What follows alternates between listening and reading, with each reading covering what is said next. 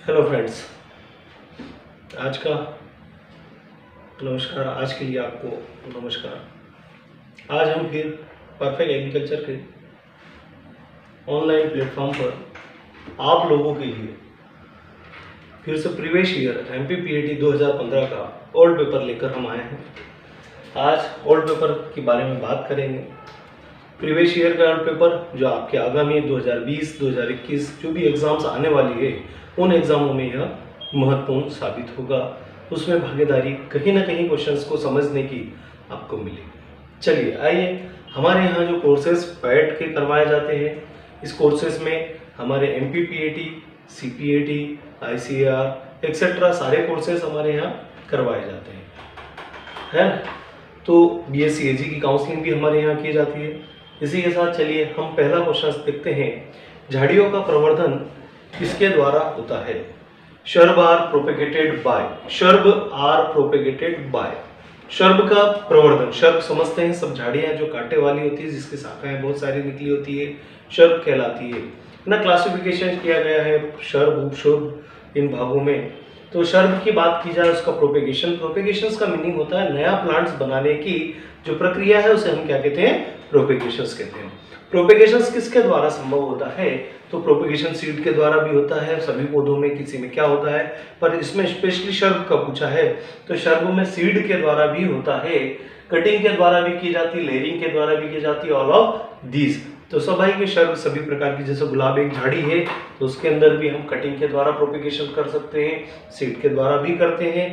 तो अब यहाँ पर झाड़ियों के बारे में पूछा है तो ऑल ऑफ दीज, क्योंकि पर्टिकुलर कोई एक झाड़ी पूछी नहीं है, तो सभी के द्वारा हम प्रोपेगेशंस कर सकते हैं। प्रोपेगेशंस नया पौधा बनाने की प्रक्रिया। सीड का मतलब होता है सेक्सुअल प्रोपेगेशंस, लैंगिक जनन, और बाकी तीनों जो दोनों ऑप्शन जो दिए वो अलैंगिक जनन के दिए। चलिए आंसर हमारा क्या हो गया? डी। चलिए अगला क्वेश्चन हमारा बन रहा है 102। केन में हवा हटाने की प्रक्रिया, process of removal of air from cans is now, है ना। केन को हटाने, केन का मतलब समझते हैं आप, किसी को प्रिजर्व किया जाता है, किसी को भंडारित करने का लिए काम, सुरक्षित रखने का जो काम किया जाता है वो विशेष एयर टाइट पैकेज डिब्बों में रखा जाता है। डिब्बे एक तो बोतल होता है, दूसरा कैनिंग होता है। कैनिंग में हम स्टील के कंटेनर्स जो होते हैं उनका यूज करते हैं। वो दो तरह के होते हैं, R एनामेल और C एनामेल्स। उन जो डिब्बों में हम लोग फूड को अंदर डाल देते हैं, उस फूड्स को पैक करने के लिए, सीलिंग करने के लिए, मतलब बंद करने की प्रक्रिया सीलिंग कहलाती है। और उसके अंदर जो हवा है, उस हवा को बाहर निकालने की जो प्रक्रिया रहती है उसको हम क्या कहते हैं? एग्जॉसिंग कहते हैं। क्या कहते हैं? एग्जॉसिंग। ब्लांचिंग सॉफ्ट बनाने की प्रक्रिया है। दूसरे नंबर पर सील करना, सीलिंग करना मतलब पूरी तरह से एयरटाइट करना। प्रोसेसिंग मतलब उसको अलग अलग काट कर उस पूरी प्रक्रिया के लिए तैयार करना, उसको प्रिजर्व करने के लिए जो तैयार किया जाता है उसको प्रोसेसिंग कहते हैं। हमारा आंसर क्या बनता है? एग्जॉटिंग बनता है, अर्थात डी बनता है। चलिए हमारा आंसर डी है। नेक्स्ट क्वेश्चन हमारा है फूड स्वेस में फ्रूट जूस की मात्रा। Fruit Suez contain how much percent of fruit juice. Fruit juice जो बनाया जाता है, स्वेस बनाया जाता है, तो स्वेस किससे बनाया जाता है? एक तो जूस लिया जाता है, किसी भी फल का रस लिया जाता है, उसके साथ शक्कर ऐड कर दी जाती है, उसके बाद उसमें थोड़े से प्रिजर्व जो केमिकल्स होते हैं जैसे पोटेशियम मेटाबाइसल्फाइड है तो सोडियम बेंजोएट, इन लोगों को हम लोग मिक्स करते हैं। तो उसमें पूछा गया है कि शक्कर की मात्रा नहीं पूछी है, इसमें प्योर जूस की मात्रा कितनी होनी चाहिए। क्वेश्चंस को समझ गए हम लोग। इसमें पहला ऑप्शन दिया है 70, दूसरा दिया है 10, तीसरा दिया है 40 और चौथा दिया है 25। 25% प्योर जूस होना चाहिए। बाकी हम लोग क्या करते हैं? शक्कर ऐड करके सॉल्यूशंस को बनाते हैं। तो जूस की मात्रा कितनी हो? 25 हो। आंसर क्या आ गया? डी। चलिए छाने हुए फ्रूट एक्सट्रैक्ट में पेक्टिन की मात्रा मापी जाती है ना। Pectin content strength exact can be measured by. कैसे मेजर किया जाता है, कैसे मापा जाता है पेक्टिन को? तो आप सब समझते हैं, पेक्टिन को मापने के लिए पेक्टिन मापी, उसको हम जेल मीटर भी कहते हैं। क्या कहते हैं? जेल मीटर कहते हैं। तो आंसर हमारा बनता है बी। जबकि रिफ्रैक्टोमीटर टोटल सॉल्युबल सॉलिड, कूल विलेय ठोसों की मात्रा मापता है। थर्मामीटर बॉडी टेम्परेचर को मेजर करता है। तो हमारा आंसर क्या बन जाता है? बी बन जाता है। चलिए आइए, परिरक्षित में सबसे अधिक प्रयोग की जाने वाली विधि, मोस्ट है ना Vidly use method of preparation, common जो मेथड्स है वो ज्यादातर यूज की जाती है, पिकलिंग, फर्मेंटेशन, कैनिंग और सुखाना। पिकलिंग का मतलब होता है अंदर से हार्डनेस को कम करके गुठली को क्या करना, बाहर निकालना। फर्मेंटेशन उसको सड़ाना, किण्वन कहलाता है। किण्वन का मतलब होता है उसको खराब होने से, जो शराब वराब जो बनाई जाती है वो किण्वन फर्मेंटेट करके बनाई जाती है। कैनिंग, कैनिंग का मतलब मैंने बताया केन के रूप में एयर टाइट कंटेनरों में पैक करना कैनिंग कहलाता है। और ड्राइंग, सुखाना, सुखाने की जो प्रक्रिया वो सनलाइट के प्रेजेंट में की जाती है। सबसे सस्ती, कॉमनली हर जगह पर अवेलेबल हो जाती है, पर ये केवल समर टाइम पर ही उपयोग की जाती है, गर्मियों में उपयोग की जाती है। चलिए आइए, तो हमारा आंसर क्या बन गया, कॉमनली मेथड क्या हो गई, सस्ती हो गई और ड्राइंग हो गया, आंसर डी। अब आता है अपना अगला क्वेश्चन आता है 106, blanching process on more of the following effect. Blanching एक या एक से अधिक प्रभावों को पैदा करता है। ब्लांचिंग क्या होता है, 2 से 5 मिनट के अंदर सब्जियों को, वेजिटेबल्स को सॉफ्ट बनाने के लिए, नर्म बनाने के लिए पानी के साथ हमें गर्म करना, वही क्या कहलाता है, ब्लांचिंग कहलाता है। अब चूंकि ब्लांचिंग में क्या हो गया, सुखाने के समय को कम करती है, जब हम गर्म कर लेते हैं स्वाभाविक है उसका सुखाने का समय क्या हो जाएगा, कम हो जाएगा, क्योंकि मॉइस्चर तो चली जाएगी। Removal of intracellular air from the tissues, अब टिश्यूओं के बीच में जब हम गर्म करते हैं तो उसके अंदर जो हवा होती है वो क्या हो जाती है, बाहर हो जाती है, तो टिश्यूज के बीच, ऊतकों के बीच जगह कम हो जाती है ना। फिर तीसरा, संरचना को नरम करती है, तो मैंने कहा ये कि ऊपर के हार्ड पार्ट को सॉफ्ट बनाने के लिए क्या किया जाता है, ब्लांचिंग किया जाता है। ब्लांचिंग में पोटेशियम मेटाबाइसल्फाइड का यूज किया जाता है। चलिए आगे, ऑल ऑफ दिस, हमारा आंसर क्या बनता है यहाँ पर, ऑल ऑफ दिस। चलिए, जेली बनाने की प्रक्रिया संभव होती है, पहला है ना, jelly formation is due to, तो जेली किसके साथ, जेली क्या होती है, जेली का मतलब होता है जो किसके साथ, पेक्टिन के साथ, असीलेसी के साथ शुगर को ऐड करके गर्म किया कर हम जो प्रिपेयर करते हैं उसे हम क्या कहते हैं, जेली कहते हैं। जेली के अंदर जो चीजें होती है, तो एक क्या होता है, शक्कर होता है, शुगर होता है, दूसरा पेक्टिन होता है। पेक्टिन सेमी राइप्ड फल, अर्ध पके फलों से हम लोग निकालते हैं। एक प्रकार का कार्बोहाइड्रेट है, यह कार्बोहाइड्रेट्स जो है हमना सेमी राइप्ड फलों से जो हमें कार्बोहाइड्रेट, एक प्रकार का जो पेक्टिन मिल रहा है, वो पेक्टिन को शक्कर के साथ हम क्या करेंगे, गर्म करके बनाया जाएगा। तो पेक्टिन बनाने के लिए क्या चाहिए, असीलेसी चाहिए, पेक्टिन चाहिए, तो इसमें क्रिस्टलाइजेशन ऑफ शुगर, शुगर का रवा बनना, प्रिसिपिटेशन ऑफ पेक्टिन, तो पेक्टिन को हम लोग महत्वपूर्ण देंगे, तो आंसर हमारा क्या आ जाएगा, बी आ जाएगा। चलिए अगला क्वेश्चन से, कौन सी संस्था प्रतिवर्ष भारत के सभी जिलों के लिए रूरल क्रेडिट प्लान बनाती है, जो सभी ग्रामीण वित्तीय संस्थानों के लिए प्रतिवर्ष क्रेडिट प्लान का आधार बनाती है। Which of the following the organisation है ना prepare rural credit plans on annual basis for the district in India, which है ना, which in the turn of the base of annual credit plans for rural financial state, मतलब rural ग्रामीण विकास के लिए या रूरल सेक्टर्स के लिए कौन सा संस्था है जो काम करती है, सीआईआई करती है, आरबीआई करती है, रिजर्व बैंक ऑफ इंडिया करती है, एसआईडीबीआई बैंक करती है या नाबार्ड करती है, तो नाबार्ड है national agriculture rural development bank के नाम से जानते हैं, ये गांव के विकास के लिए काम करती है, तो हमारा आंसर क्या बन जाता है, डी बन जाता है। चलिए आइए, शॉर्ट टर्म क्रेडिट प्रत्येक राज्य में होता है। शॉर्ट टर्म क्रेडिट्स का मतलब होता है फार्मर को दिया जाने वाला जो क्रेडिट होता है उसको किस स्टेप में वह फार्मर तक पहुंचता है, तो पहले डिस्ट्रिक्ट पर पहुंचता है कि स्टेट पर पहुंचता है कि गांव में पहुंचता है, तो उसके लिए पिरामिडल शेप बनाया गया है। क्या बनाया गया है, पिरामिडल शेप, ट्रायंगुलर शेप अपन कहते हैं। नीचे ग्रामीण स्तर, बीच में जिला स्तर और सबसे ऊपर स्टेट राज्य, तो इस तरह से त्रिकोणीय या ट्री स्टीयर स्ट्रक्चर भी अपन कहते हैं, त्रिसंरचना भी कहते हैं, 2 tier structure, 4 tier structure, 3 tier, तो हमारा आंसर क्या बन जाता है, 3 टीयर स्ट्रक्चर, त्रिकोणीय संरचना। चलिए आंसर हमारा सी।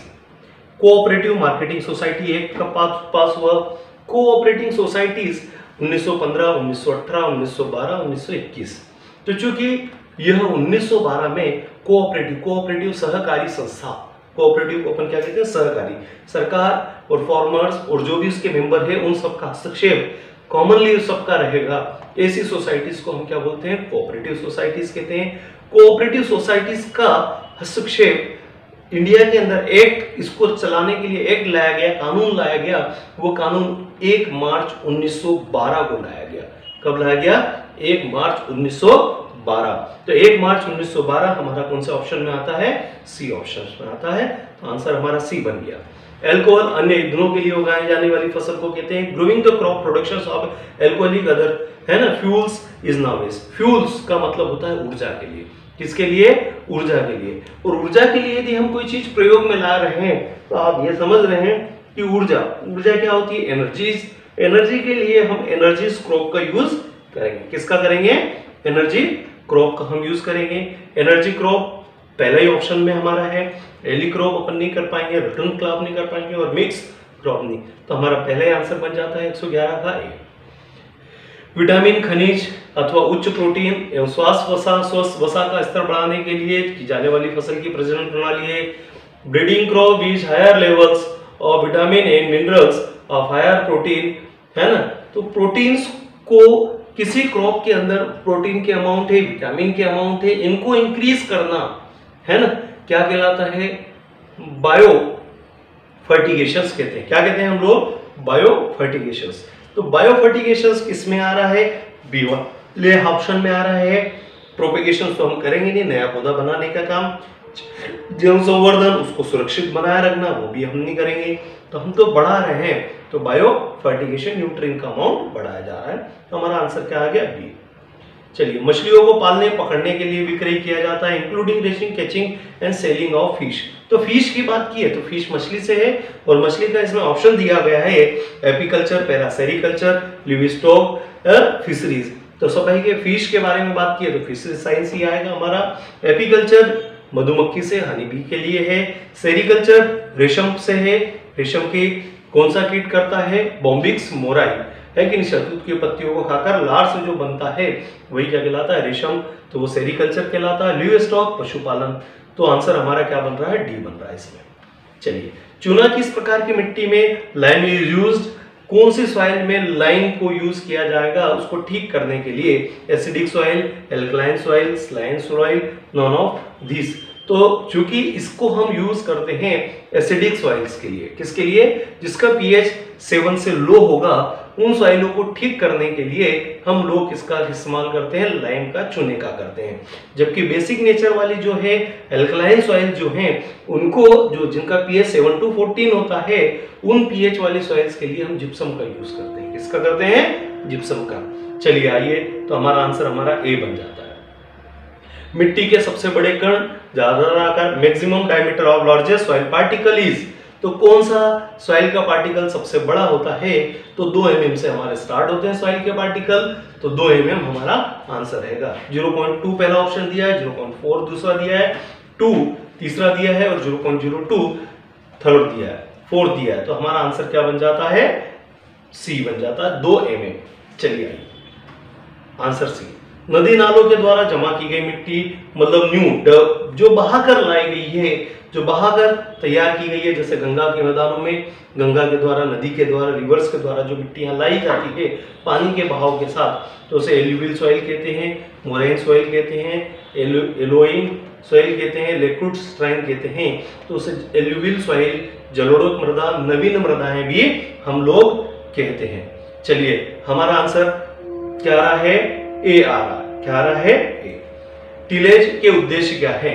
Seed tillage, object of tillage are. Object of tillage are का मतलब होता है weed bed preparations, weed control, improved of soil structure, all of this. तो सीड बेड प्रिपरेशंस हो सकता है, वीट कंट्रोल भी हो सकता है, improved of soil structure, all of this, मतलब सभी प्रकार के डी आंसर हमारा सही रहेगा। देखते हैं अपन 118 नंबर का क्वेश्चन से। कौन सा उपकरण जुताई के लिए प्रयोग में काम नहीं आता? Name of the implement which is not use for ploughing operations. कौन सा प्लाविंग ऑपरेशंस के लिए उपयोग नहीं किया जाता? Mould bolt plough, disc plough, winnowers, या कल्टीवेटर्स। तो mould board plough, disc plough दोनों का अपन उपयोग करते हैं। विनोवर्स चावल को, दाने को, भूसे को अलग करने का जो काम करता है वो विनोवर्स कहलाता है। तो विनोवर हमारा आंसर सही है, सी। अब आता है 119वां प्रश्न। सीड ड्रिल प्रयोग की जाती है। Seed drill is used for placing seeds into soil, है ना, बीज में मिट्टी डालने के लिए। फिर operation furrow and placing the seed into, तो कूड़ बनाकर बीज डालने के लिए। तो ये पहले वाला ऑप्शन दूसरे वाले में आ ही गया है।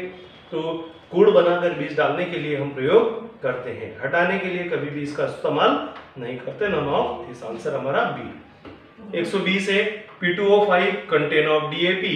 डीएपी के अंदर P2O5 का जो कंटेन होता है वह नाइट्रोजन का 16 से 18%, P2O5 में 46% क्या हो जाता है, फास्फोरस होता है। आंसर हमारा डी। इनमें से कौन सा कॉन्सेंट्रेट खाद नहीं है? फिश मील, बोन मील, गोबर की खाद, FIM, नॉन ऑफ धीस। तो इसमें से कौन सा कॉन्सेंट्रेट, मतलब सांद्रित खाद। सांद्रित का मतलब समझते हैं, खाद को, मैन्यूअर्स को दो भागों में डिवाइड किया गया है, एक बल्कि है ना स्थूल कार्बनिक, और दूसरा कॉन्सेंट्रेट सांद्रित खाद। तो स्थूल के अंदर FIM, ग्रीन मैन्यूअर, हरी खाद, ये सब किस में आती है? बल्कि में। इनमें एनपीके का अनुपात क्या होता है, थोड़ा कम रहता है, एनपीके की मात्राएं कम होती है। जबकि कॉन्सेंट्रेट में एनपीके की मात्रा थोड़ी सी उसके कंपेयर में ज्यादा होती है। इनमें बोन मील, फिश मील, है ना, सब आता है। तो अब इसमें दिया गया है कौन सा नहीं है, तो सभी के NYM फार्म यार्ड मैन्यूअर ये स्थूल या बल्कि मैन्यूअर है। 121 का सी। 122 पौधों के लिए कितने आवश्यक तत्व, how many initial nutrients of plants are there, मतलब पौधों के लिए कितने न्यूट्रिएंट की रिक्वायरमेंट है, तो 17 की है। कितने की है? 17 की। पहले 16 पढ़ाया जाता था, अब 17 पढ़ाया जाता है। निकल एक और एलिमेंट्स आकर क्या हो गया है, जुड़ गया है। लेटेस्ट में खोजा गया एलिमेंट कौन सा है? निकल है। इसमें संरचनात्मक होते हैं, दूसरे होते हैं मेजर एलिमेंट होते हैं, मुख्य होते हैं। मुख्य में भी दो प्राइमरी और सेकेंडरी होते हैं और माइक्रोन्यूट्रिएंट्स होते हैं। चलिए टोटल मिलाकर हमारे कुल 17 एलिमेंट्स की रिक्वायर्ड होती है। आंसर हमारा बी। खेरा डिजीज इज किससे रिलेटेड है? खेरा किससे संबंधित है? मेज से, गेहूं से, पेड़ी से, जौ से। खेरा डिजीज मेनली पेड़ी से संबंधित है। पेड़ी, धान को अपन कहते हैं, चावल की खेती को अपन पेड़ी कहते हैं, पेड़ी से संबंधित है। और ये मुख्य बीमारी है जिंक की डिफिशियंसी से होती है। किसकी कमी से? जिंक की डिफिशियंसी से होती है। क्लियर है? तो धान का प्रमुख रोग है major disease of major disease of paddy अपन कहेंगे। आंसर हमारा C. Which spices of sugarcane, which species of sugarcane reflect as noble cane, गन्ने की कौन सी प्रजाति नोबल केन कही जाती है? Saccharum spontaneum, saccharum barberi, saccharum sinense, saccharum officinarum. तो नोबल केन, तो जो हमारा साइंटिफिक नेम है सेकेरम ऑफिसिनेरम, वही नोबल केन्स होता है। आंसर हमारा क्या बन जाता है? डी। निम्न में से कौन सी तिलहन की फसल नहीं है? Which of the following is not a oil seeds crop? तो लिनसीड्स नहीं है, पिजन पी नहीं है, अरंडी नहीं है, कि सोयाबीन। अलसी, लिनसीड अपन कहते हैं, तो ये तो तिल वाली है, तेल वाली फसल है।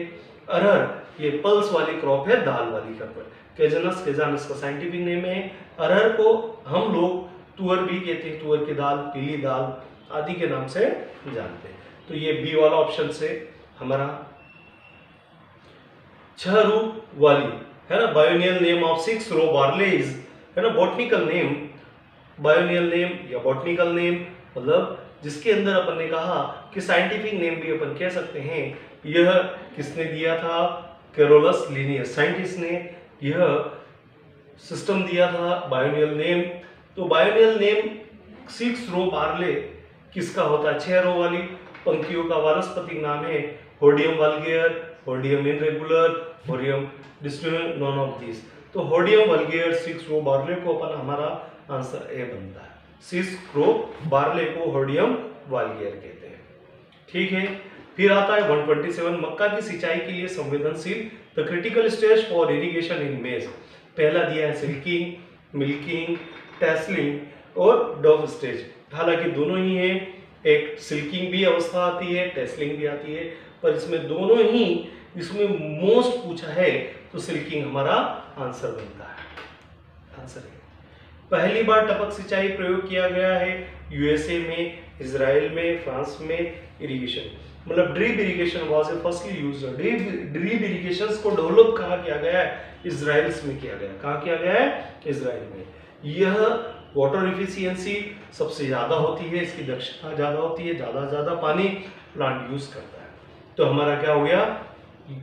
इजराइल हमारा आंसर हो गया। वहीं पर ये डेवलप की गई है, सबसे बेस्ट मानी जाती है। इसको ड्रिप को हम बूंद बूंद सिंचाई भी कहते हैं, ड्रॉप ड्रॉप इरिगेशन भी कह सकते हैं। चलिए आंसर हमारा बी।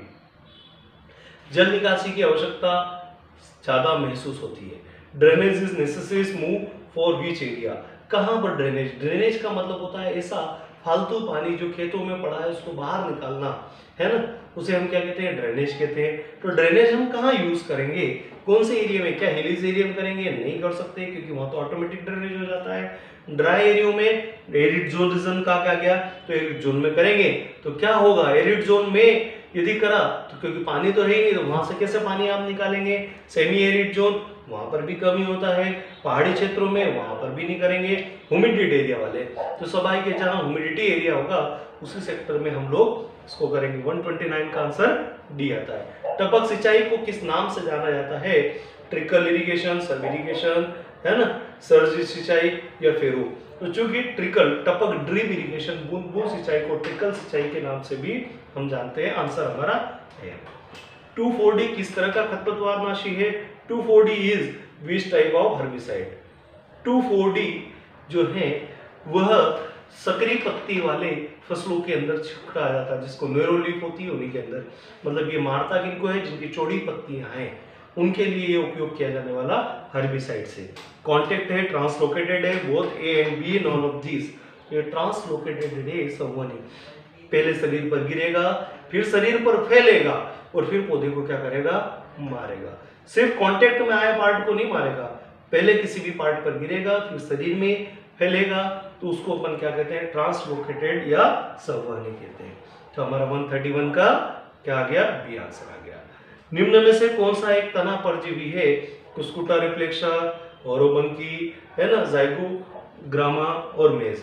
तो कुस्कुटा रिफ्लेक्सा आपने सब जगह देखा ही होगा। अमरबेल को साइंटिफिक नेम है कुस्कुटा रिफ्लेक्सा। ये स्टेम के चारों ओर क्या होती है? लिपट लेती है, इसलिए हम लोग इसको क्या कहते हैं? तना परजीवी, स्टेम पैरासिटीज कहते हैं। क्या कहते हैं? स्टेम पैरासिटीज। तो हमारा आंसर ए बनता है। निम्न में से कौन सी कृषि की प्रणाली नहीं है? प्रलिंग, है ना, which one is a not a system of farming? कौन सा सिस्टम फार्मिंग का नहीं है, सिस्टम नहीं है? तो टाइप होते हैं और फॉर सिस्टम होते हैं। तो यहाँ पर स्टेट फार्मिंग एक सिस्टम है, कोऑपरेटिव सहकारी जो है यह, फिर ड्राई फार्मिंग और कलेक्टिव फार्मिंग। तो कलेक्टिव फार्मिंग एक सिस्टम है, ड्राई फार्मिंग सिस्टम नहीं है, ये टाइप है, कोऑपरेटिव यह सिस्टम है और स्टेट फार्मिंग यह भी सिस्टम है। तो हमारा क्या में हो गया? तो ड्राई फार्मिंग हमारा आंसर सी हो गया।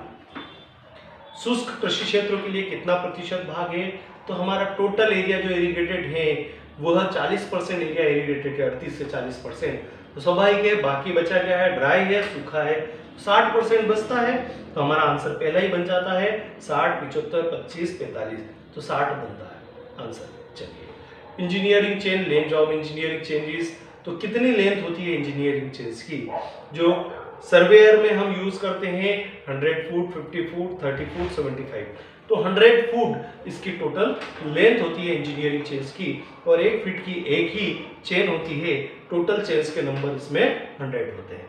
चलिए आंसर हमारा ए आ गया। डंपी लेवल का यूज करते हैं। Dumpy level is used, levelling करना। लेवलिंग का मतलब होता है बराबर करना, उसको लेवल मिलाना, स्लोप पता करना, कितना स्लोप है, कितना परसेंट है, उसके लिए जो यूज किया जाता है लेवलर का यूज किया जाता है, लेवलिंग अपन कहते हैं, है ना। चेंजिंग, ड्राइंग, मैपिंग इन सब का नहीं करेंगे तो हमारा आंसर ए बनता है। चलिए आइए अपना नेक्स्ट क्वेश्चन अपन देख रहे हैं। आंसर हमारा ए। ऑप्टिकल स्क्वायर्स का यूज किया जाता है। Optical square is use to, optical squares क्या करता है, एंगल मापने का काम करता है। क्या करता है, एंगल, ट्रायंगल, एंगल शेप का जो है, तो 90 डिग्री का एंगल बनाने के लिए, तो हम कोई डिस्टेंस मेजर करने के लिए हॉरिजॉन्टल है, वर्टिकल डिस्टेंस के लिए भी नहीं करेंगे, एंगुलर मार्क के लिए भी नहीं करेंगे, 90 डिग्री का ट्रायंगल बनाने के लिए हम लोग यूज करते हैं। तो हमारा आंसर क्या बन जाता है, ये बन जाता है।